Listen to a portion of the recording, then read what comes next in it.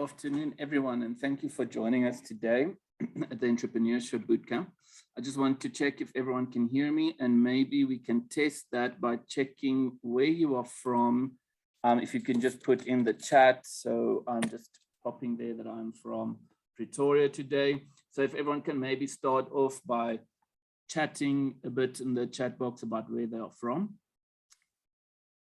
Great, Irit, it's great to see you from Israel. That's awesome. Someone in Pretoria.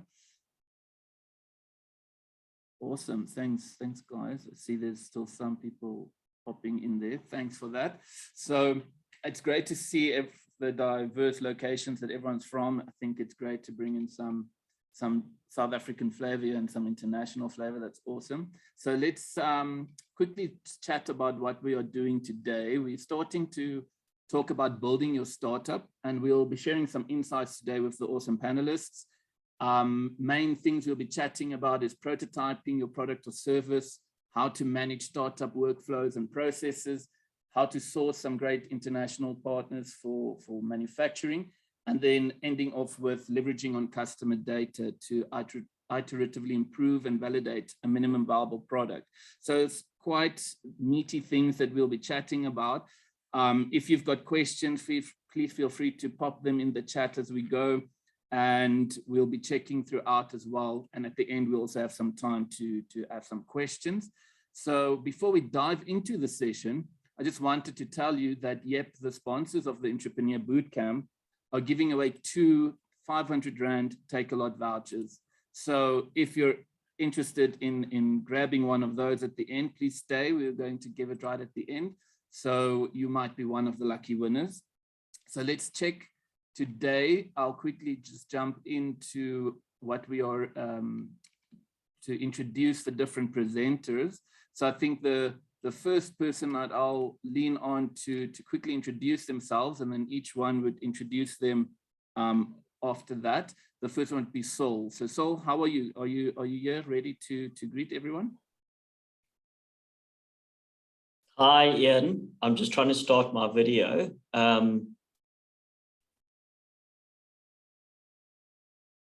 Great.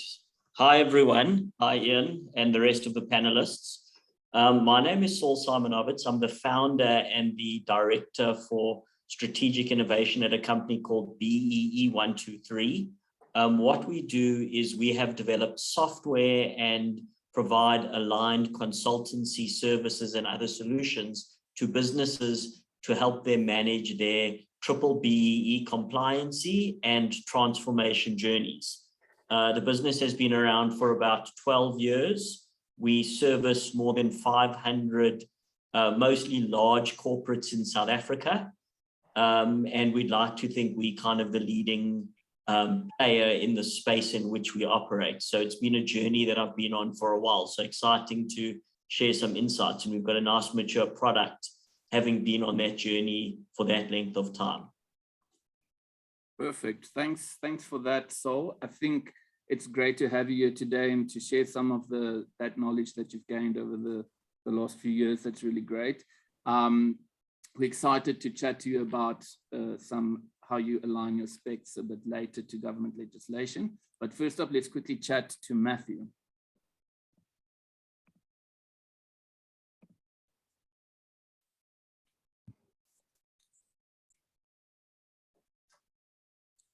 Hi there, everyone. I'm not sure if my video is on yet. Yeah, I'm Matthew Wilson. I am the founder of CryptSecure. What CryptSecure does is that we help cryptocurrency holders secure access to their crypto funds. The company was conceived in the middle of 2020 and finally launched late last year, September 2021. And that's where we're at the moment. Perfect. Thanks for that, Matthew. I'm quite interested to hear a bit more about your story a bit later on. Great. I'm actually not one that's been dabbling in cryptocurrency. I'm one of those. So it would be awesome to catch up with you at some point as well. Next up, let's quickly introduce Irit. Are you ready? Yeah, hi. So my name is Irit Levy, and my mind works like a computer.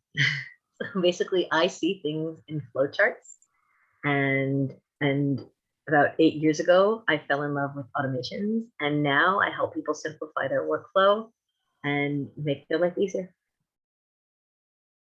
Perfect. Thanks for that, Irid.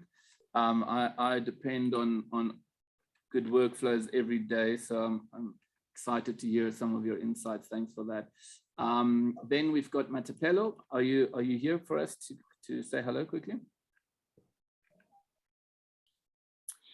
Hi, my name is Matapelo, and I am the founder and CEO of Jedo Diamo, which is a women's footwear brand in South Africa. We currently are digital. We've had the brand since 2017. I do most of the designing and the creative part of the shoe brand, and I cater for women, do a lot of high heels. So yeah, that's my brand. That's awesome. Thanks for being here today. Excited to hear a bit more about you. All right, then lastly, I'll quickly introduce myself. I'm Ian Stradom. I'm the founder and managing director of Wingo Academy. So we've built a few edtech companies in the last few years, with Wingo emerging as the latest one. And it's emerged as one of the leading online schools in South Africa, which is quite rich in online schools at this stage. So I think we're quite proud of where we've come. And it's quite a hypey, busy space, so you can appreciate how tough it is to navigate it. So I'm happy to chat to you guys a bit about how do you work with your MVP in the market, and how do you get that product market fit with validating it based on some customer data. So it's great to be here and to chat with all the panelists today. And I'm glad to see we've got so many participants from all over the country. So really great to be here. I think the first thing that I will chat is that if you want some more info about any of the presenters, I'm quickly just dropping a link in the chat for you where all of our info is on the website. So really, you're welcome to check out there. And then at the end, you're welcome to try and chat to us as well if you had some specific questions. Great, so I think let's get started with why we're all here today, and that's obviously about the matter of building your startup. So we'll start with Sol, and we'll chat about building a prototype. And Sol, specifically, how would you suggest to build a spec that aligns with the requirements of legislation? I think this is a challenge that many startups face. It can be quite overwhelming. So what do you rate as a great way to do that? Yeah, so I think no matter what business you're in as an entrepreneur, what does an entrepreneur do? You solve for a problem. That is, I think, at the heart of all of us. We've kind of seen some sort of problem that we're solving for, some sort of gap in the market, and we are trying to put forward a solution into the market. In my instance, it was around legislative compliance, specifically in relation to BBB compliance. So I was a very young attorney who never really loved being an attorney, but always had more of an entrepreneurial flair within me. And the BEE legislation was gazetted. This is going all the way back to sort of 2007-ish. And I really took a shine to it and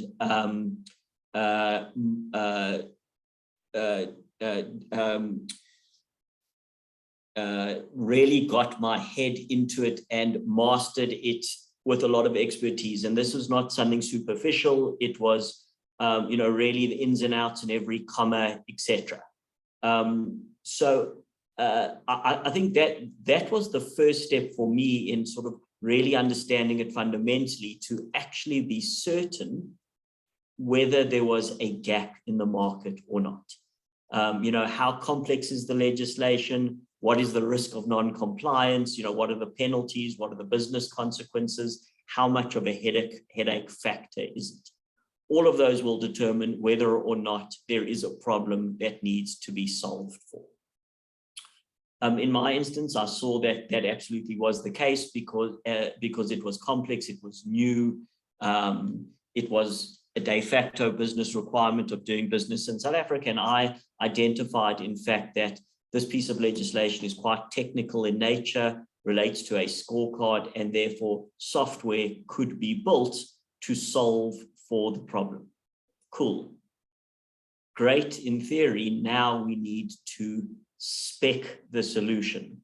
The spec is absolutely key, because the spec is the process that takes the vision in your head into reality. And if you do not get the spec right, the product will live or die by how good, by how detailed your spec is.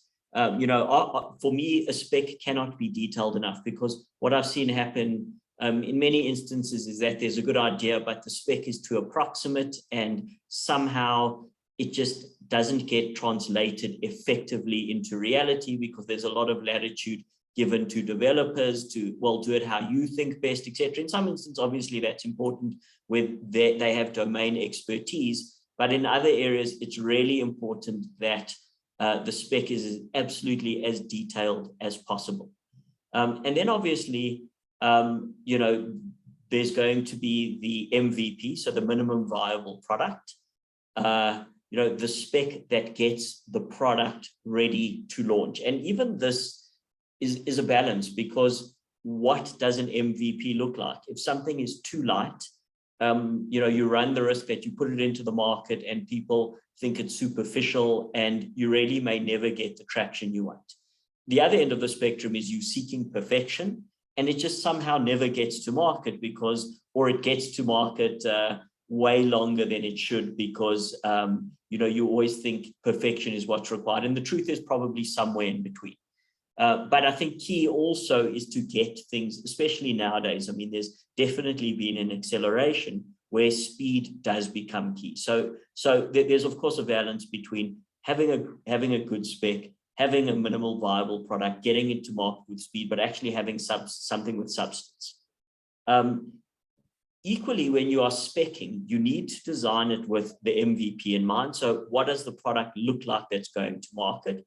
But you also have to think longer term, such that, in my instance, obviously it's a piece of software, it's architected in such a way that it can scale. So let me give you a practical example. So and I'll bring it to kind of what I know about. So my software solves for BEE compliance.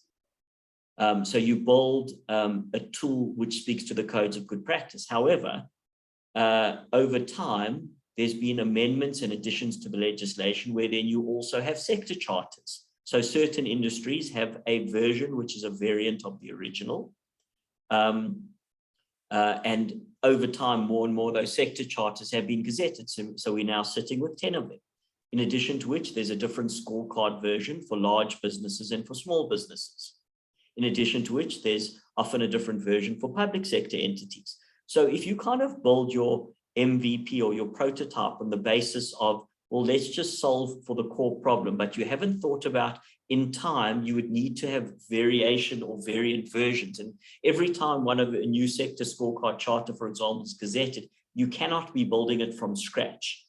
So you really need to apply your mind as to how you can architect, in this instance, the software in such a way that it is scalable, that if you add a new feature, it can be implemented across all different versions, or if there's a legislative change which applies to all, it can be easily implemented across all. I mean, to the point now where we are running 50 different variant versions of scorecards, all with nuances, with differences, with different targets, etc. Had we not architected it upfront correctly, we would have been in big trouble. And actually, the reality is we didn't. At some point in time, because we wanted to get the prototype into market, we actually had to rebuild the engine almost from the ground up to ensure that we could architect for scale. So the spec then, in my view, is exceptionally important and painstakingly detailed. Okay, then you get to development. So you've built the spec, etc. And obviously the spec does evolve as you develop concurrently. For me, I'm not a developer. I have no technical skill set in that regard. My expertise was in relation to the subject matter. The most critical thing you can do, in my view, is to get a good developer. You cannot substitute for quality in that regard. The developer, if your product is is an application or a piece of software or something like that, will only be as good as your developers are. If you've got mediocre developers and you're trying to save costs and sort of, it's going to bite you in the long term, because ultimately a mediocre product is going to be delivered. The next thing to note is things are not going to go smoothly. You are going to hit roadblocks and snags and curveballs. And there's a million decisions that you're going to need to make along the line. And actually, there's also a lot of compromises that you're going to need to make. This is going to be too tough. That's too difficult. We can't do it this way, that way. And that also goes back to having a good developer, because the better developer you have, the less compromises you will need to make. Give your developers the latitude where they have expertise to allow it to shine, because in my instance, I'm the subject matter expert, but certainly many of the technological aspects, you need to kind of let them run with those. Just some other words of advice: it will definitely take longer than you think, and it will definitely cost more than you think. So in my instance, just to give you some practical insight, we started off with a set of developers and we ran for 6 months and they just couldn't get it. And we canned the project. We canned them, and we started again with a new set of developers and we canned the project. The third set of developers that we use actually were the ones that got it right. And we thought, we'll have this thing up and running. It's fairly simple, it's straightforward, maybe 3 to 6 months and we'll have something market ready. It took over a year before we were kind of in that position, probably closer to a year and a half. So you've got to have the stomach for longevity. I think people these days think things are quick and easy, and you'll get a coder and they'll bash something up and it will be in the market and you'll be up and running. It takes long. And I think anything that is worth itself, that is going to give you a competitive edge, and I think the bigger the opportunity, or let's say the higher the barriers to entry, obviously there's fewer people involved, the lower the barrier to entry, you're going to have a lot of competition. So, to Ian's question, solving for legislative compliance, if it's very complex, it's going to take a long time to build and develop. It's going to be expensive, but equally, it's going to be the same journey for competitors. So you're probably going to have less competitors. If you're solving for something simple, straightforward, you're going to have lots of competitors. And that's it, really. You're describing such a great startup journey there, so I can resonate with quite a lot of the things you said, even being in a different industry. So I think really important stuff you're talking about. Definitely, I think the beginning you mentioned, definitely doing your homework, definitely studying properly what you are facing, trying to really understand the problem and not solving for something that you might have a hit and miss. And I think definitely very important to get the specs right. I've also had my curveballs with developers and stuff. Really important to get that spec perfect and to work hard on it as much as you can. Of course, there will be some experimentation like you had with having some changes of the teams and so on. But it's a typical startup journey there. It's great that you had the resilience to pull through. So congrats on that. I think on that note, I think Matthew can maybe chat to us about getting your prototype or that MVP that Saul has talked about and into the market and getting it to the right market and consumer. So I think that's something where I'll lean on Matthew to maybe chime in on. Yeah, sure. So I think that just to kind of touch on what Saul was talking about right at the end over there, time is always a killer with these projects. And as he says, it takes far, far longer than you ever expect. For example, we've had certain aspects of our project that we expected to literally have done within 3 or 4 weeks, and it ended up taking 5-6 months to have them done. And so definitely a stomach for it and that resilience and the ability just to see it out.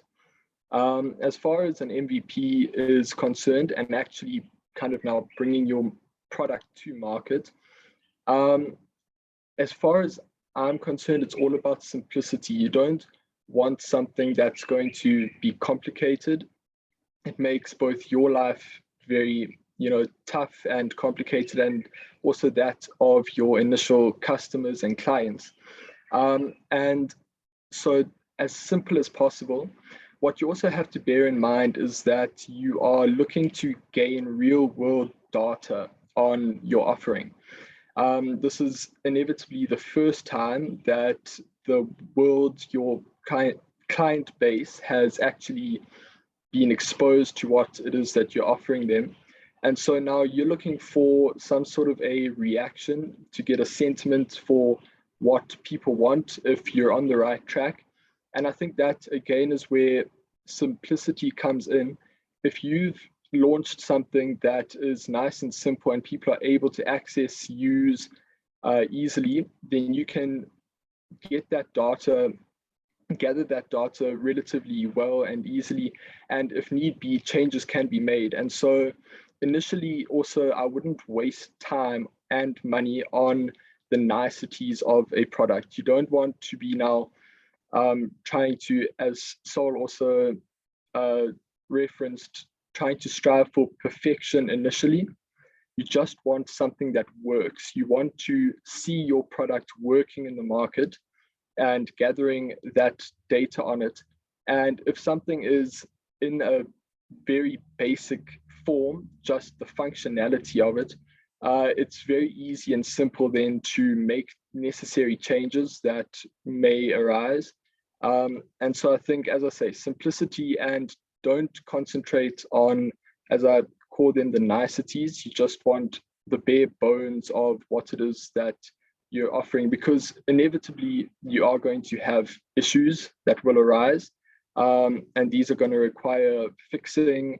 And yeah, so you're looking to get market sentiment, you're looking to test the functionality of your offering. From our perspective, it's, as with Sol, very much software based. And so there are so many intricacies that once it's launched, even after the testing, we did really, really extensive testing on our most recent offering. And even still, it got to market and we were having people jumping on to the product and issues were arising.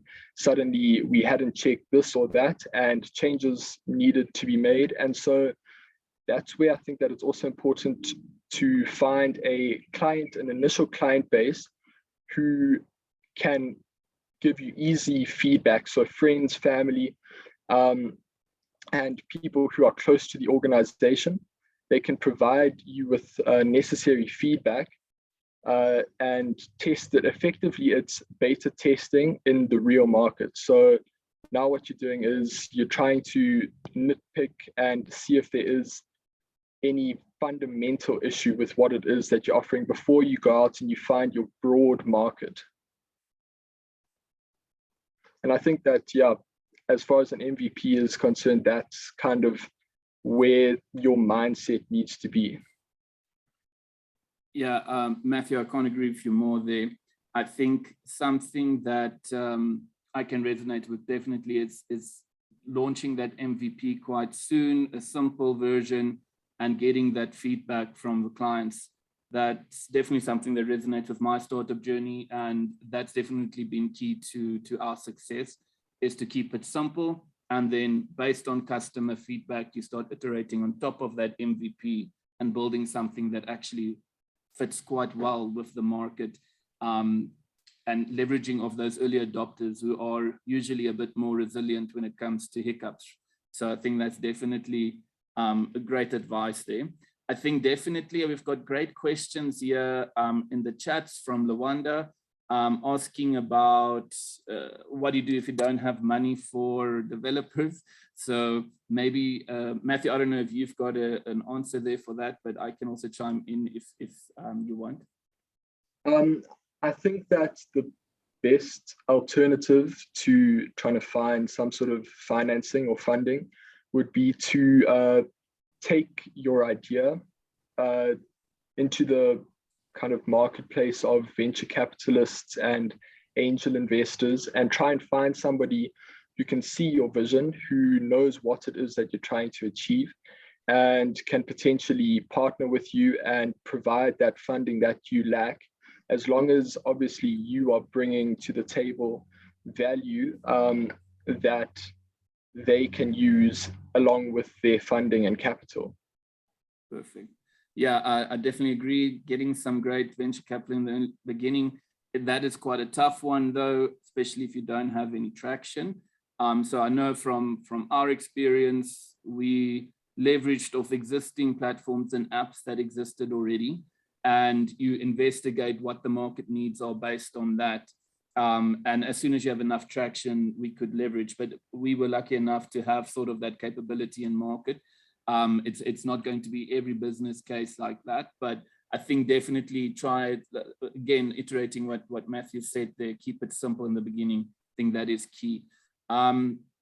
Okay, so I think something that's important during all of this is to develop and simplify your workflows and processes. It's very difficult in the startup, especially when you are in market with your MVP, to manage everything. There are lots of moving parts, lots of things coming at you, especially as the entrepreneur. And I think Irit will maybe give some insight here into how do you develop and simplify those workflows and processes to help cope with that chaos that is startup. Yeah, so I think that word simplify, that Matthew said it as well, right? That simplicity is what's going to keep us afloat. That simplicity is what's going to make this easier for us. And just to quote just to reiterate what Saul said, things are going to take longer and they're going to cost more than you think. If you're ready for that in your mindset, then what you're going to do now by creating a workflow is to think, okay, let's think of almost every possible scenario, and then let's try and work it out before it happens. Let's try and think what can happen. So again, if I'm going to take Saul's example of, versions, each version could potentially have a different customer journey, or how do I update versions? So everything can be a workflow, right? A workflow can be anything from doing your laundry, your dishes, to development and marketing and sales. And the more we think of the different workflows that we have as we're building our prototype or as we're developing our product, the easier it will be to foresee what happens and to take things to a different direction if they don't go exactly according to plan, right? So what I usually recommend doing, and this isn't usually possible by day one, but if I ask Saul now, when you were going through version 1, version 2, version 3 of your development, what did you learn from one to the next? What worked? What didn't work? Write things down. Write them as you're doing them. Even record them. As you're doing it, just turn on the video, record what you're doing, talk it through, record meetings that you're having, and then analyze them. What worked from that? What didn't work from that? And just start to write things out and review what you're doing, because a workflow or a process is basically step by step by step. And it really starts with just a simple list or just thoughts.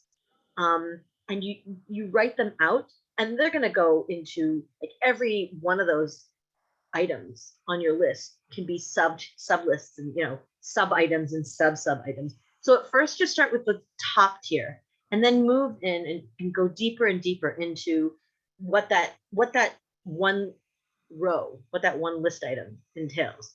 So if I'm thinking about marketing, right? What does it mean, marketing? Where are my touch points? Where am I starting to market? Where is my target audience? Who is my target audience, right? You can keep going further back and asking these questions.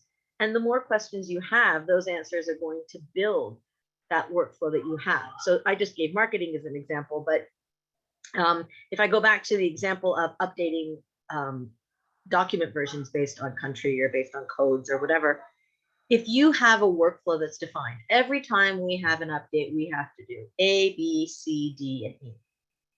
The minute you know that those are the steps that you have to go through, now it's just a matter of defining, okay, what are those steps and how many documents do I have to update? And then how do I make sure I cover all of those documents?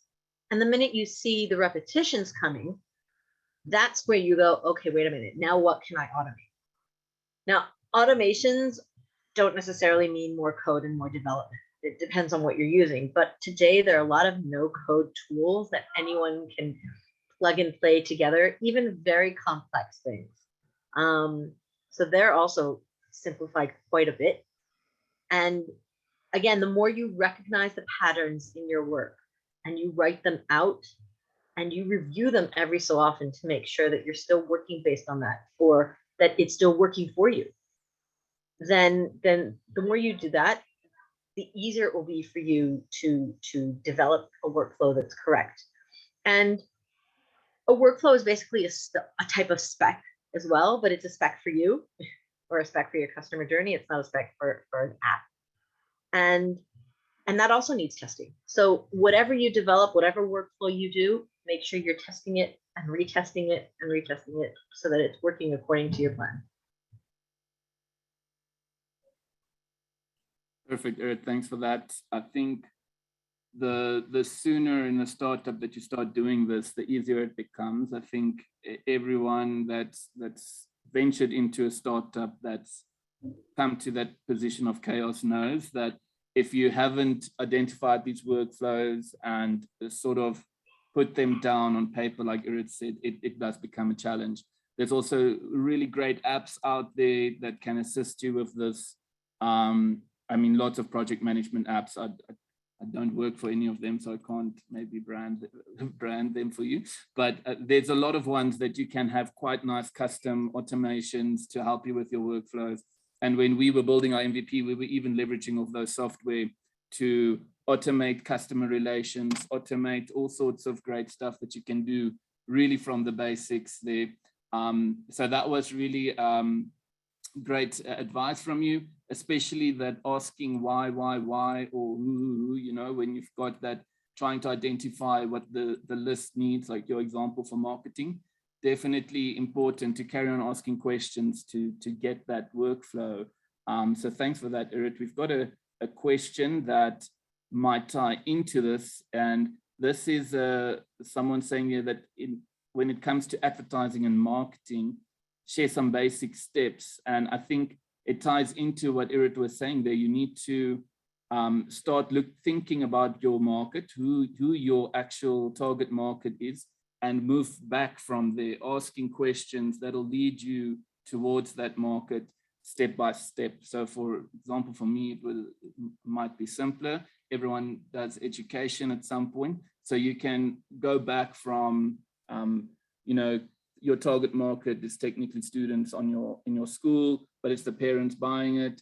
What do parents do? Where do you find them? And that's how you can sort of work back with a workflow to actually identify some nice routes to market. So that would be my advice. I'm sure someone with a bit more experience than me in marketing could chime in at the end, but I think that's really important in terms of some basic steps to identify those basic steps.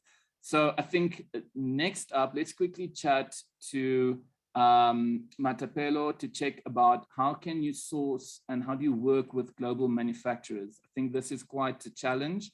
I luckily don't work with a lot of manufacturers, but we've got a lot of service providers working for us that do.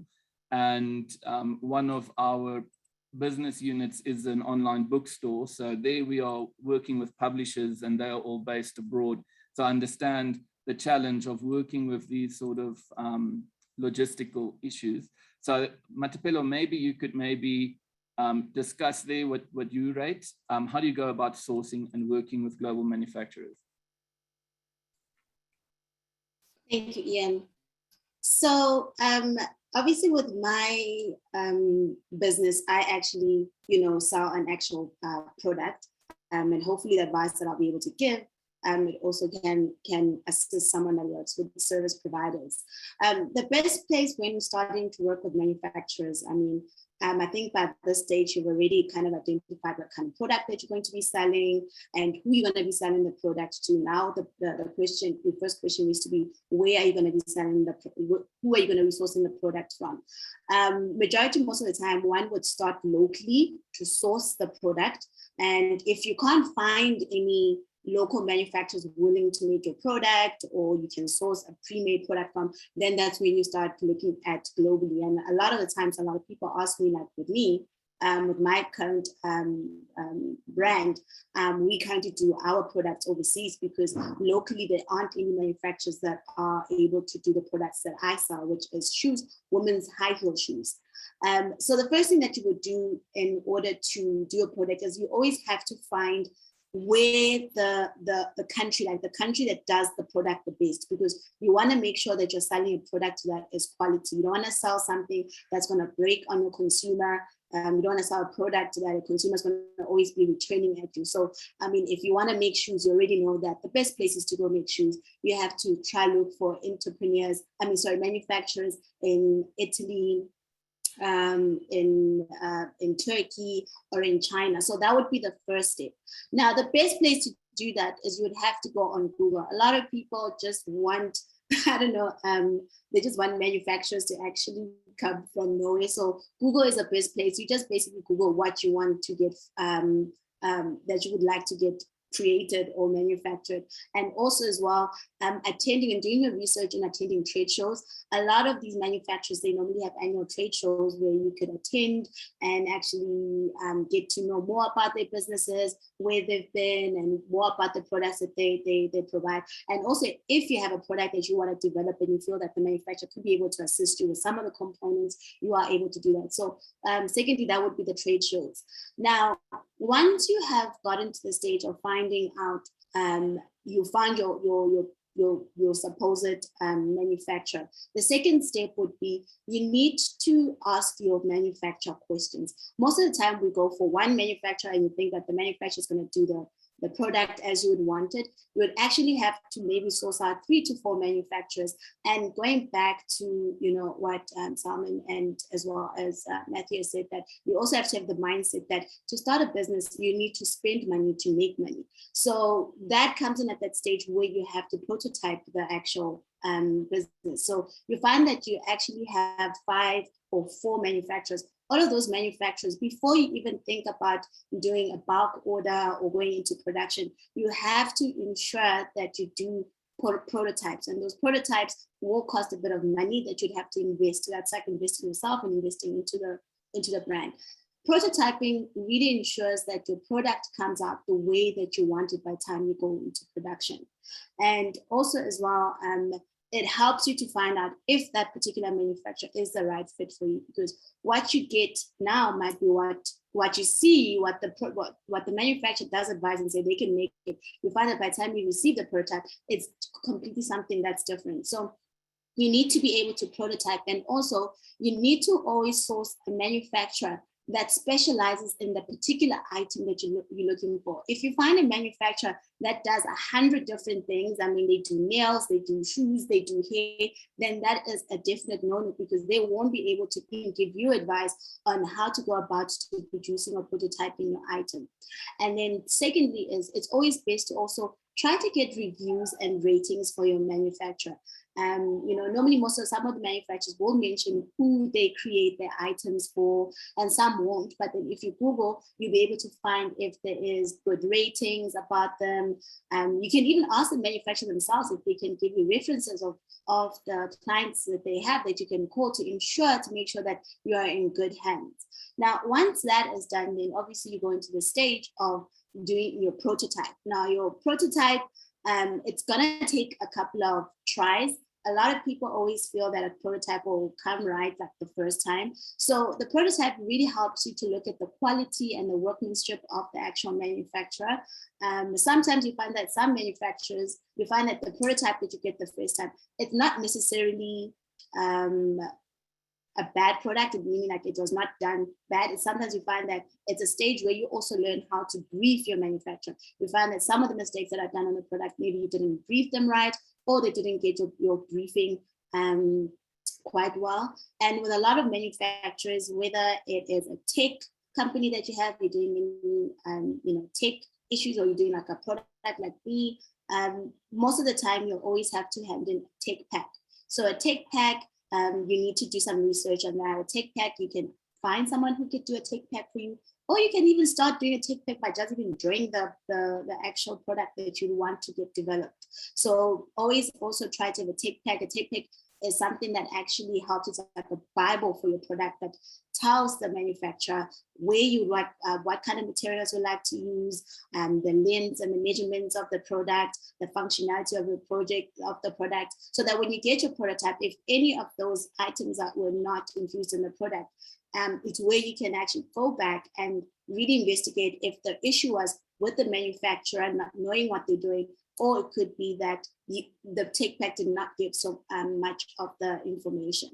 Now, after you've done your prototype, now you're happy, you found your manufacturer.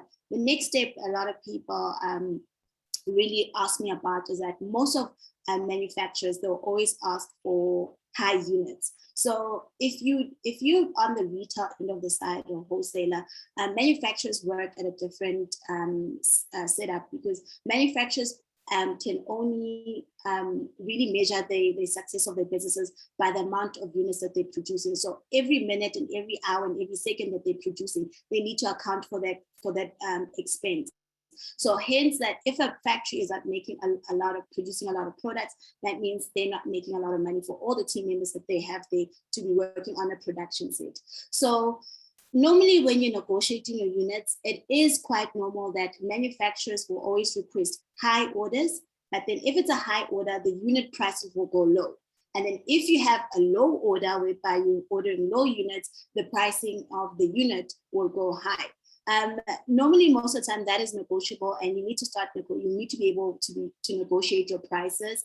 And if you find that you're a startup and you don't have the money to actually produce those orders, what we did, like when I started my business, I didn't have a lot of money to buy like 10,000 pairs of shoes to sell in stores. So then you start speaking to your manufacturer to see if there's any other way that you can still be able to buy products from them and sell them. So either you can do pre-orders, whereby on your end of the retail, where you can get orders from your consumers. So using basically the prototype that you've created to show it to a consumer so that they can make orders and then take those orders, and then you basically ask your manufacturer to create the orders that you have taken in. And that obviously also depends on the production line or the timelines, because manufacturers always work on production timelines. You always want to ensure that your global manufacturers, you know the production timelines, because there's nothing worse than promising a client that they will get an order in 4 weeks. Meanwhile, the product that you produce will take 3 months to make. So you need to also be able to find out what are their production lines in creating an item and how their productions really flow. If you find that none of that is really working for you, it is also a great thing to work with boutique manufacturers. So those are smaller manufacturers that you could contact, and you find that they offer a service where they can, they just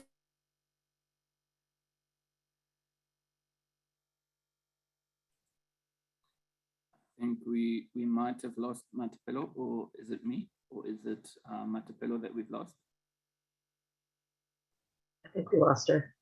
Ah, okay. All right. I think I'll maybe summarize while we wait for Matapelo to come back. So I think really great insights that she's been discussing here.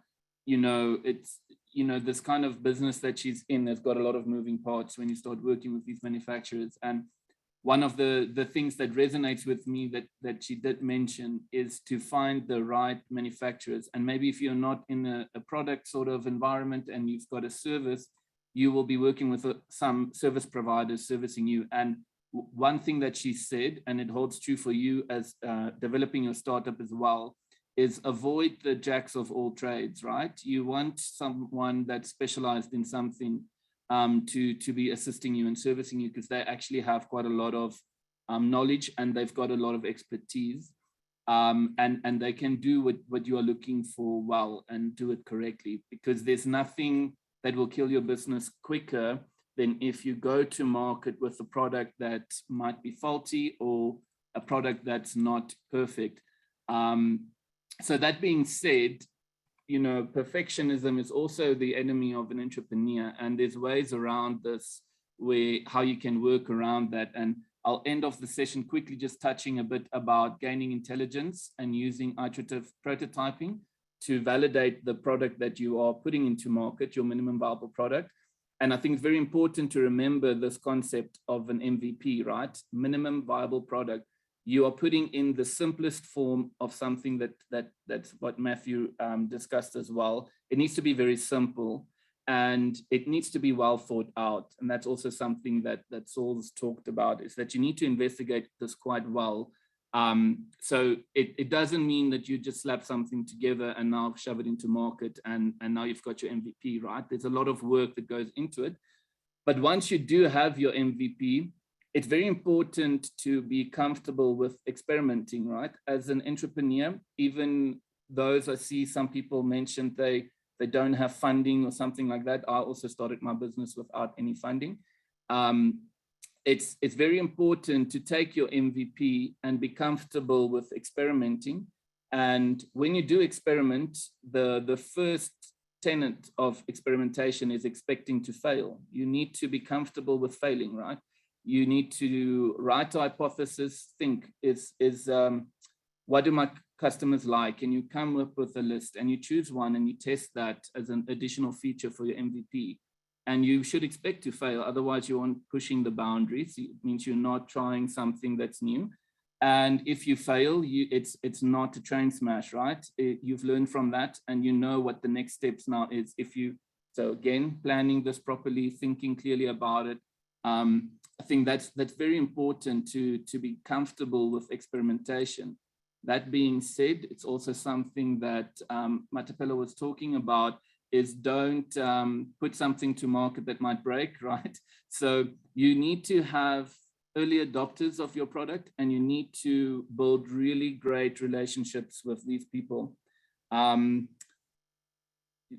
early adopters have been our most valuable clients. We built very good relationships with them. We were on first name basis. We worked with them very closely, and we made them comfortable with experimentation and comfortable with giving us feedback. And once you gain momentum and you get more and more clients, it's very important to try and scale that into your business, to build feedback mechanisms while you are experimenting. And it worked out very well for us. During that, we built quite a big fan base of people that really supported us throughout the startup journey. And it was quite inspiring to see how emotional they were about our business. We were almost equally emotional in the end between these early adopters, seeing how it grew. And I think that is something that is built on experimentation and iterating on this prototype to make sure, and it's also something Saul said, you have to build in that agility to be able to scale. As more features come along, you need to be able to respond. As legislation changes, which it happens more frequently than you'd think, you need to be able to incorporate that. And I think that's something very important. And of course, doing all of that, having proper workflows. So you need some tool to assist you managing your workflows, checking your progress. There are great project manager tools out there. You can just Google them and they are quite affordable for startups at the beginning. So definitely rely on those. So I think what we can do now is maybe end off with some questions just before we hand out the winners for the Take-A-Lot vouchers that Yet has sponsoring. So let's quickly take any questions. Is there anyone with any specific questions? I see Matapelo was hit by load shedding, so we'll check if she can join, but usually it's quite difficult with the signals that drop. So I'm just scanning here in the chat so long, and whoever is ready to ask a question, you're welcome to raise a hand there or to just speak up.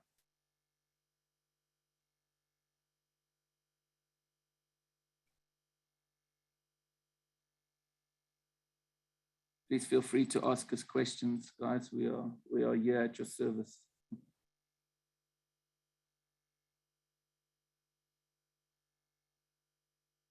So just touching here on, is it Matuto's question about the marketing next week? The bootcamp will be on launching, marketing and selling. So definitely one to look out for. Okay, I see here they are telling me the Q&A happens in the chat. Okay, great. So let's check the I see when building a tech stack, do we go for free or paid apps? Okay, so Dennis, that's a good question. We ended up building a tech stack with various combinations of paid and free ones. I think it's very important to focus on what's your core requirement. Paid ones are usually good for those because they tend to be more reliable. And, you know, maybe some less crucial things eventually of the MVP, you can try out free apps. I don't know if anyone else wants to chime in there, Saul or Matthew or Erit or someone, Matapelo. Oh, she's not here. Yeah, I agree with you totally. It's all, you know, there are some very good free stuff out there, but also the problem is at some point, some of these products stop being supported. And then you're left with a component of tech that you have to end up replacing, and it's just becomes expensive and difficult. Yeah, I would just add to that when you're looking at free apps, always look at what their next tier is, because you want to know where you want to grow to. So there are some amazing free apps, not just because they might not exist in the future, but they seem really great in their free tier, and they probably are enough for what you need now. But then when you grow, all of a sudden you're like, oh, wow, that's expensive. And had I went with something else, it would have been cheaper in the long run. So always look long-term, not just the short term. Yeah, definitely agree with you there, Erit. We've learned quite a few expensive lessons like that. Choosing something that solves a problem right now, but not properly investigating what happens next. And it does cost quite a lot. And also once you've built that into your processes and your customers are used to it, and then switching, there's a cost associated with that. That's not just financial. So definitely agree with you there. I see there's some questions with regards to the MVP. What's the leanest way to test the market? Who wants to go for that? I think if I can just chime in there, and also I'm going to relate this to a earlier question that I saw pertaining to marketing. I think that a lot of people these days neglect to consider the power of word of mouth as a marketing strategy. And it's something that I've found to be kind of one of the strongest marketing strategies that you can actually use, especially with the amount of technology and communication that we have in this kind of day and age. Word of mouth moves so fast. To kind of bring some sort of perspective, I'll tell you a story about another startup that the founder of which I was chatting to the other day. And he said that somebody had informed him about the whole word of mouth kind of concept, and he was skeptical. Anyway, kept on at it, trying to build his brand. Ultimately, he got a phone call from his dad the one day, who had been chatting to the neighbor over the fence, and the neighbor had said to him, you know, have you seen there's this website that sells these products, and it's revolutionizing the way that you can shop for these things online.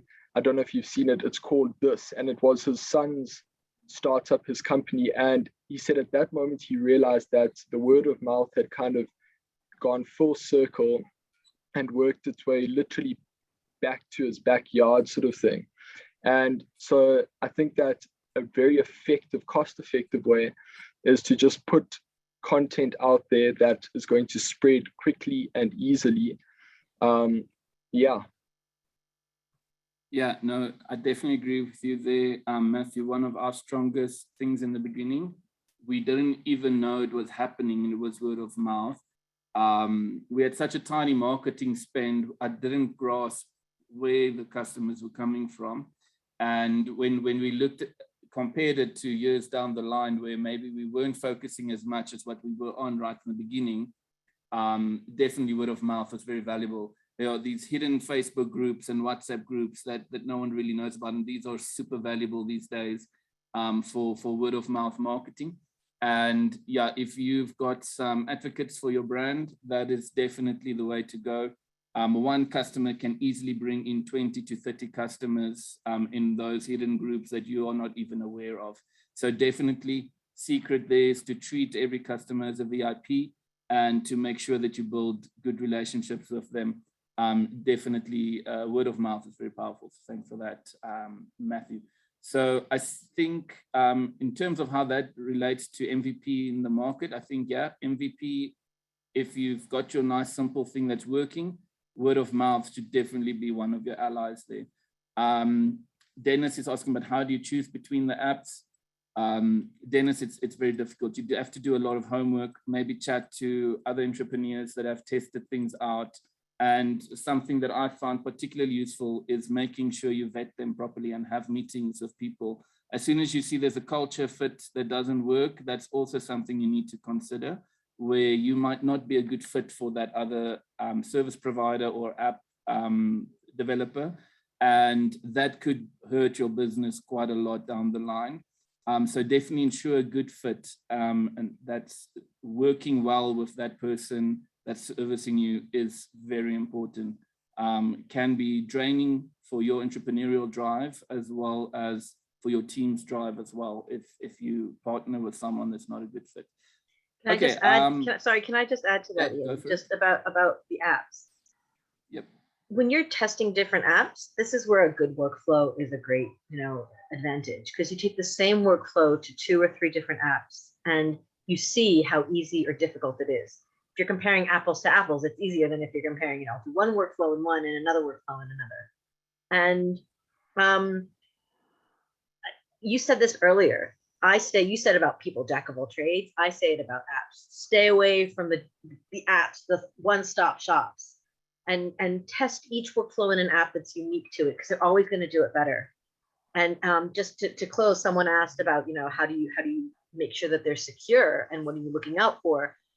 So everything should be in the cloud today. That's just my opinion. And I think we had a panel about this sometime previous on Online X. But what you should always look for is, 2-factor authentication. Make sure that you have the security that you want, that you can give different admin levels of permissions to people, and that gives you more control about, who you're giving it, who you're sharing it with on your own team even. So just in a nutshell. Yeah, definitely doing your homework, comparing apples to apples, that's very important. And there are so many features of these apps these days. Most of them, for the ones I've chosen, I've never used enough. So it's very important to choose those that are not just a jack of all trade, because they might be spending the energy on features and developing features and improving features that is not on your radar. But the core thing that you need from them, they might not be paying attention to, and it might be very low on their priority list. So very important to check that out. Okay, so there's quite a lot of questions here. I see we are running out of time, so maybe I should quickly pop over to the winners of the week. Okay, so I'm just waiting here for some feedback, and then I'll quickly I'll announce the winners. Let's just check here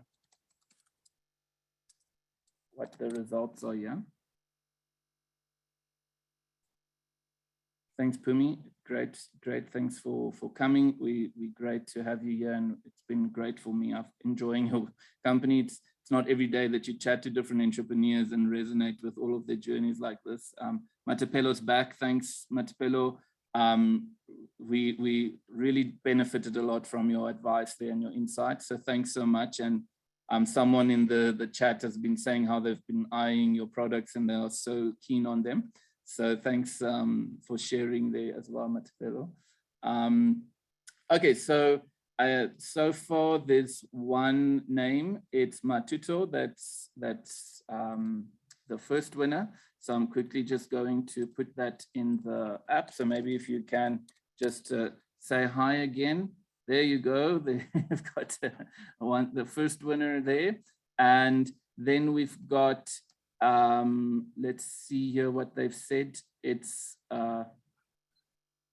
we've got, I don't want to say this name wrong. It's Mirdot. I don't know how to say that. Yeah.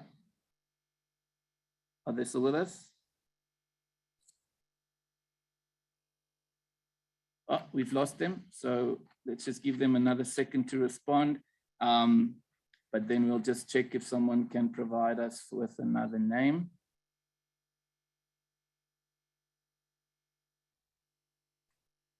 There's a Bulelani. Great. So we've got, let me just type that in the chat as well. Great. So we've got Bulelani, and then we've got for Matuto. Great, guys. So congratulations. You won a 500 Rand Take a Lot voucher. And that was sponsored by Yep, who's sponsoring the bootcamp. So thanks so much for joining us today. It's been great having you guys. And if you've got any questions and if you want some more information about the panelists, you are welcome to come check out this link on the Yep website. And do try and connect on LinkedIn. I'm always keen to connect on LinkedIn. So yeah, thanks for that.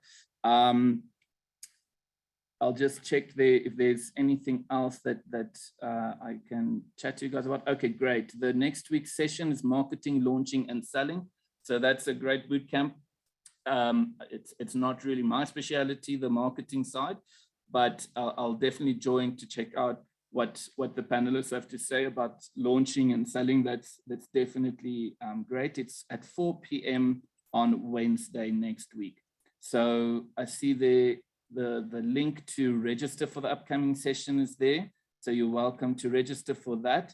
And yeah, thanks for joining. Want to find great? Follow me. New listings.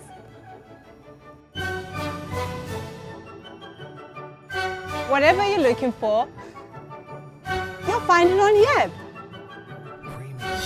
Yep has a range of great traders and suppliers. Those are artists. Let me take you to the painters. There you go.